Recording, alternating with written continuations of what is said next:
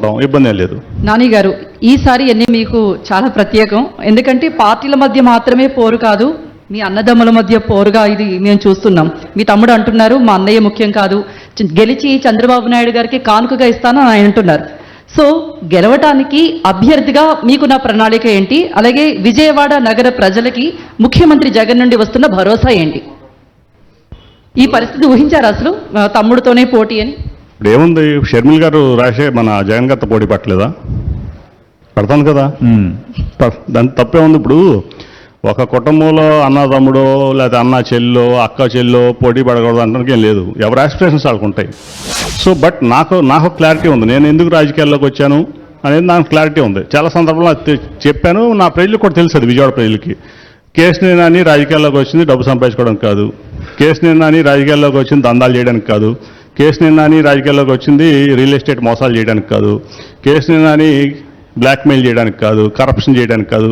నాకు తెలుసు, ప్రజలకు తెలుసు. అది ప్లస్ ఇంకోటి ఏంటంటే, నాకు ముందు ఒక సమస్య వచ్చినప్పుడు నాకు నేను ప్రశ్నించుకున్నప్పుడు, నీకు ప్రజాస్వామ్యం కావాలా నీ వ్యాపారం ముఖ్యం అనే ఒక సమస్య వచ్చింది.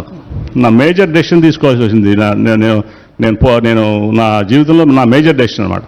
నాకు ప్రజాసేవలో ఉన్నాను, దాన్ని నా ప్రజలు నన్ను గౌరవిస్తున్నారు, అభిమానిస్తున్నారు, ప్రేమిస్తున్నారు. సో నా ప్రజాసేవ నాకు ముఖ్యం, నా వ్యాపారం కంటే వ్యాపారం మూసేసిన వ్యక్తిని నేను. ఆంధ్రప్రదేశ్ ప్రజలు, తెలుగు రాష్ట్రాల్లో 2 రాష్ట్రాల ప్రజలందరూ కూడా తెలుసు, నా విజయవాడ ప్రజలకే కాదు.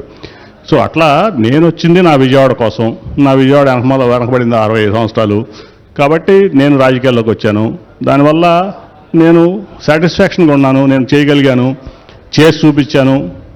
నేనేంటో నువ్వు ప్రూవ్ చేసుకున్నాను, ప్రజలు నన్ను రిసీవ్ చేసుకున్నారు. అందుకే 2019లో తెలుగుదేశం పార్టీ చిత్తుగా ఓడిపోయినప్పటికీ చంద్రబాబు నాయుడు గారు కొడుకు పక్కన నైబరింగ్ నియోజకవర్గం మంగళగిరిలో ఓడించినప్పటికీ ప్రజలు నన్ను గెలిపించారు ఇక్కడ. సో ప్రజలు నన్ను అర్థం చేసుకున్నారు. నేను నా ఊపిరి ప్రాణం శ్వాస విజయవాడ నేను భావిస్తాను. సో ఈ విజయవాడ ప్రజలు కానీ విజయవాడ కానీ నాకు చాలా ఇష్టం, నా ప్రాణంతో సమానం. సో నా ఎజెండా ఒకటే, నా నగరం బాగుండాలి, నా నగరంలో ప్రజలు సంతోషంగా ఉండాలి, అట్ ది సేమ్ టైం వాళ్ళ సంక్షేమం నేను చూడాలి. అట్లాగే ఇక్కడ రౌడీల నుంచి, గోండాల నుంచి, బ్లాక్మెయిలర్ల నుంచి, కరప్షనిస్ట్ దగ్గర నుంచి, వీళ్ళందరి నుంచి ఇక్కడ ప్రజలను కానీ ఇక్కడ రాజకీయాలను కానీ క్లియర్గా ఉంచేటువంటి ఒక పరిస్థితి నేను 10 ఏళ్ళలో కల్పించా, ప్రజలకి ఒక భరోసా ఇచ్చా.